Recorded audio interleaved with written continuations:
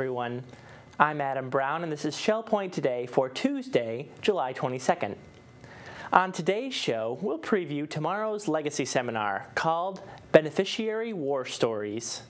We'll also check in with the gentlemen that have been refurbishing furniture for the village church. And we'll also look in on a group of residents that has been organizing and archiving a treasure trove of Shell Point history. But first, we want to remind you about the library book talk happening today. Jim Smith of Lakewood will be reviewing Margaret Macmillan's nonfiction portrait of Europe from 1900 up to the outbreak of World War I, entitled The War That Ended the Peace: The Road to 1914. The book was named one of the best of 2013 by numerous reviewers. Discussion and refreshments will follow the presentation, which takes place in the Social Center on the island at 2:15 today. Speaking of wars, erroneous estate planning, even when done with the best of intentions, can lead to some regrettable situations that in turn lead to Beneficiary War Stories, which is the name of tomorrow's legacy seminar.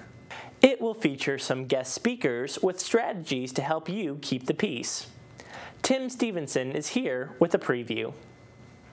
Hello everyone, I'm here with Timothy Stephenson, Executive Director of the Legacy Foundation, and we are talking about the last Legacy Seminar in this semester, and the topic, Beneficiary War Stories. That is so intriguing, Tim. It is. The last one of another semester. It's amazing. We just keep seeing people coming in and teaching us. And teaching is kind of the topic for this class, isn't it? It really is. As I think about our approach to this week's seminar, I am reminded that I learned as a young man, and I've seen it through the years, that the teacher actually often learns more than the student. And I think this is going to be one of those cases where well-experienced trust officers, Dick Riley, Dennis Landfried, who have done this business for a long time, interacted with a lot of people, are going to give us the benefit of their years of experience. As they have served as trustee, as they've worked with individuals and families, they're going to share with us the benefit of that wisdom. And so, Beneficiary War Stories, Part 2, we've done a little bit of this before. They're going to extract out of their experience 8 morals or 8 lessons that we can pull out of things they've seen that maybe didn't go quite as well as everybody had hoped. Now, the word beneficiary leads us to understand that we're talking about this from the end going backwards. Yes. And that in itself can be fabulous lessons, can't it? It really can. For instance, one of the things that we'll talk about is the danger of putting a trustee that has a conflict in interest with the beneficiary. And what that can produce in the way of conflict within a family. And so what they're going to do is they're going to walk with us through 8 of these kinds of case studies where they'll say, okay, this is the potential danger. How do we head that off? And maybe make some suggestions. And I think between the 8, we'll find some suggestions that meet most of our needs and address the kinds of things that we're dealing with. And say, okay, if we just turn it just a little bit and draft the document just a little bit, it'll produce a better result on down the way. Sure, and war stories, conflict, that's what we want to avoid. Sometimes we create it by trying to avoid it, though, don't we? It's interesting. In my work as a financial and estate planner, it occurred to me a number of years ago that when we are dealing with these documents, wills and trusts, our temptation is to think that we're dealing with assets. In reality, the will and the trust is meant to deal with relationship. and properly understood and properly drafted, yes, it will take care of the asset side of things, but in the context of the relationships, the beneficiary relationships, those who survive us relationships, what we're trying to accomplish for those that we love. Well, you have another opportunity with Timothy Stephenson and the wise teachers he brings to us, and that is Beneficiary War Stories tomorrow, the Legacy Seminar in the Grand Cypress Room at 10 o'clock as always, coffee and cookies as always. Please sign up as always. Since the village church is closed for its remodeling this summer, residents Jim Davey and Don Dragoo have taken the opportunity to spruce up some of the church's furniture. They have been busy refinishing and upgrading numerous pieces and are getting near to the completion of the job. Former pastors Jim and Don told us about what they've been up to in the resident wood shop. Well, the church has 20-some pieces of furniture that needed to be refinished, restored, or improved. So while the church is closed, we've hauled out 4 kneelers, 13 modesty shields for the choir, the pulpit, the communion table, and a couple cabinets, 2 credenzas. So this is one of the things we did on several pieces. Don, explain what was here before. This had a fabric that corresponded with the oak color, and that fabric was on there 40 years, and you could almost put your finger through it and it places somebody's head. And so we took this panel was taken off, and then we this veneer we glued on there and cut it to size and put it back. We probably should say that the designer chose the veneer. We didn't choose the veneer. That was done by somebody with a higher pay grade. But it's my understanding the veneer color was chosen because of the foyer and the furniture that's in there and the color of the doors, and so it was an exacting process, but we think it turned out very well. These kneelers weigh several hundred pounds, and they've never had casters on them. So when they had to be moved, people would drag them across the carpet, which tore up the carpet, and there were snags on the bottom of these things. So we decided to put casters on them, and there's a hidden caster on the front where the kneeling pad will go. But on the back, we've put a caster on that will lock in place. When it's up like this, the caster will retract, and this edge will go down and fasten itself on the carpet. But when they need to be moved, you put this down, and that will lift up the kneeler, and it can be wheeled around. When we told a couple of the people in activities what we were doing with these casters, they were very pleased because they get to move these things from time to time, and we're happy to know that it would be easier. So, we also put casters on the pulpit. We concluded that the 2 that were on the front, the 2 wheels, was not sufficient, and so because somebody could get excited behind the pulpit and push it forward, and there would be a large crash and a very embarrassing situation. So we put casters on the pulpit that can be locked in place, and that can be moved about. So we think we're within 2 weeks of finishing the project. We actually began on the 28th of March. We've worked on it every weekday morning since then, so we'll be happy to see this project come to completion. Our Director of Project Development, Bob Southern, is a collector. Last week, we ran a story about one of his personal collections at his home. But Bob never stops collecting, and he's been saving items of historical interest here at work the whole time he's been at Shell Point, and that has been a while. Bob started here in 1984. The first construction project he superintended was the King's Crown, which was started the 5th year of his employment. So there is a lot of stuff in Bob's treasure trove, and he decided it's about time someone went through it and got it organized into an actual archive. That is just what has been happening on Fridays at the Project Development Office. A group of residents has been mining the gold. Well, we're involved in the archive project, which has been put together by Bob Southern, who has collected all kinds of materials over many years and decided that it may be a good idea to sort through this stuff and get ready for the time when Shell Point could develop some kind of archival display. So a number of us were enlisted as volunteers to help go through all of these materials, boxes and boxes of them, and begin sorting through it.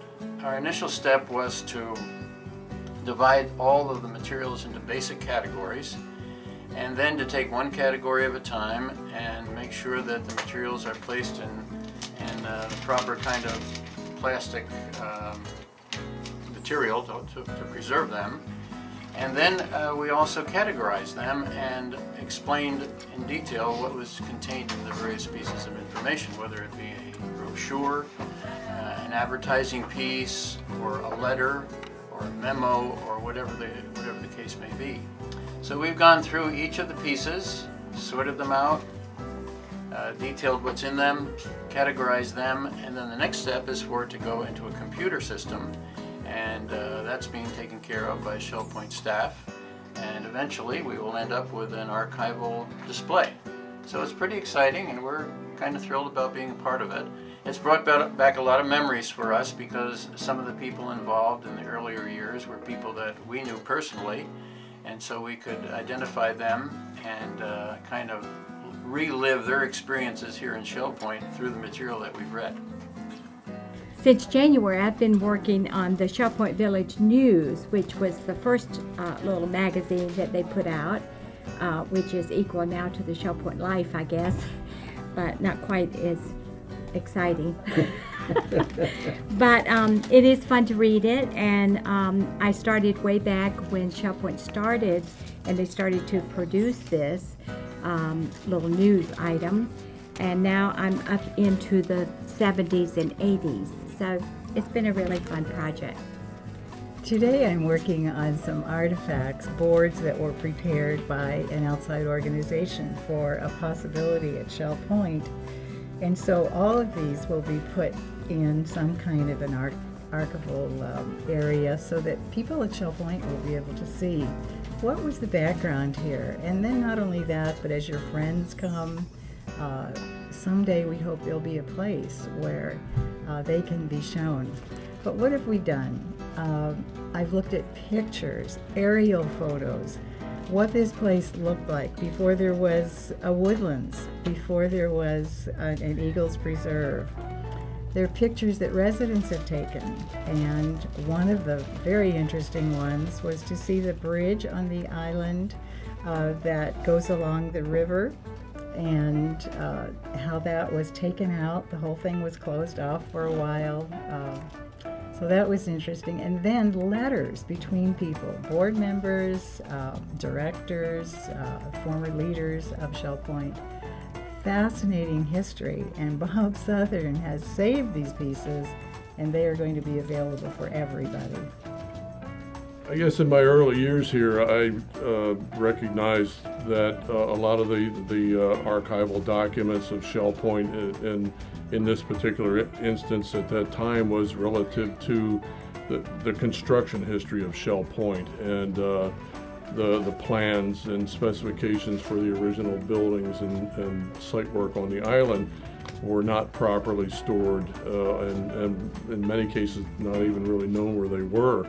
So I started accumulating them and bringing them together and putting them in a proper storage facility so they'd be there for our use and for future generations. And we now have a proper method of storing and categorizing 45 years of Shell Point's construction history. A lot of these older ones you see up here, I don't know what all is where, but Bert Hill, Kozar Riddleman, they're the original architectural firm that actually came to Fort Myers with Shell Point with the Christian Missionary Alliance to build Shell Point. So they're original designer of the island and all the original island buildings. And they were our architect up until we bought the expansion community and we started them with the new architect. But probably about the same time I started seeing bits and pieces of Shell Point's marketing and development history and resident history, and pieces would come across my desk, or we would see them as apartments were vacated, and I hated to see that stuff thrown out. I've always had a kind of a natural inclination toward that kind of history and wanting to see it preserved. So I just started accumulating it and preserving it and protecting it, with the idea that it would mean something to people someday. And I've been fortunate enough through what residents have kept over the years and what people have sent to me or what I've just found, that we've got a lot of stuff here that goes back into the earliest days of the selling and the marketing and the development of the Shell Point community. And the collection kept getting bigger and bigger, and it went from a whole lot of paper products to a lot of other items, from signs off of buildings that are gone. And I collect some things that might seem silly, but the old fence railings off of the guest house when they were replaced, they were very unique, and I have a section of that. And so there are many things like that that would just make what I hope one day will be a fun Shell Point museum. And we just started getting the idea that as this stuff started to really accumulate, that we needed to create a system of cataloging it and a searchable database, so that if somebody wanted to look up somebody that who was instrumental in the early years of the development of Shell Point, or they wanted to find out about some specific event, the opening of the Larson Pavilion or the construction of the village church, that by going to the searchable database and keying in certain key terms, that they would be able to find that, whatever we have in the archives relative to those things. So that's what the volunteers who have been so kind and gracious to come and help me with on this project. And in the end, we hope to create a very usable and functional database of this material. And there's been some discussion going on of a future Shell Point museum and some way to display some of the more interesting things. And I hope that that during my time at Shell Point that will come to fruition, because I would love to see it and love to see these things and Shell Point's history properly protected and displayed for all to enjoy. And it won't be too long, and we'll be hitting our 50th anniversary, and maybe that's a good time for us to be able to unveil some of these things that mean so much to so many people that live here and that have lived here, and those of us that have worked here for so long. Now it's time to cover all of today's happenings, Academy news, menus, and Village Church connections. Thanks for tuning in today. I'm Mary Franklin with Resort Services, and today is Tuesday, and interesting enough, we start off with a lot of exercise opportunities this morning, and we wrap it up with a dinner outing. We balance it out there. 7:15, Bend, Breathe, and Balance will take place in the Health Club on the island. Head outdoors to enjoy the game of pickleball at 8 a.m. outside the Resident Activity Center, or to the tennis courts for round-robin doubles tennis. The Ladies Golf Association will tee off at 8:30. And let's head inside for open painting at 9:15 in the Art Studio. If you enjoy the game of shuffleboard, you'll want to be at the shuffleboard courts at 9:15 right outside the Resident Activity Center. 9:30, match play mixed doubles tennis will take place. And at 10:15, Through the Bible Study Group will be gathering in the Osprey Room. Are you signed up to go out in the Susie Q today? You want to be at the dock about 10:45 because we're leaving at 11. 11:45 is the time for Living Healthy in the Osprey Room. It's a great time to get tips on how to live healthy. And at 12:30, Mixed Progressive Bridge will be played in the game room at the Woodlands. We have Spanish by Motion taking place. It's the Health Connections program that requires a sign up. If you're signed up, you'll be in the Health Club on the island at 12:45. It's All About You is taking place in the Manatee Room, and this is a progressive program. It's currently closed, and they meet at 1:15 in the Manatee Room. The Knitters group will be gathering at 1:15 in the Osprey Room, as well as the Rollicking Recorderists in the Tarpon Room. One more 1:15 event, it's Women's Ministry Prayer Group. They're meeting at 408 Royal Bonnet. And at 1:30, we have the quarterly COPD support group meeting. This will take place in the Oak Room at the Woodlands, and they're going to have a wonderful presentation today, so please mark it on your calendar. Also at 1:30, we have Aqua Pilates Stretch at the Life Quest Aquatic Center. And the monthly library book talk will take place in the Social Center at 2:15. For more information on today's talk, check out your Shell Point Life, the Happenings section. 2:45, Balance and Mobility Training Level 2 will take place in the Health Club on the island. And I promise we wrapped it up after all those activities with a wonderful dinner. Courtney's Continental Cuisine for dinner. 4:45 will pick you up on the island, 4:55 Woodlands, and 5:05 Eagles Preserve. Sign up is required. That's it for your Tuesday. Tune in tomorrow when we go through the complete list of Wednesday's activities.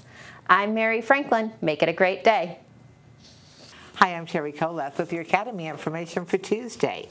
At 10 o'clock, we have Session 4 of the Story of China in the Grand Cypress Room, and you can sign up right at the door.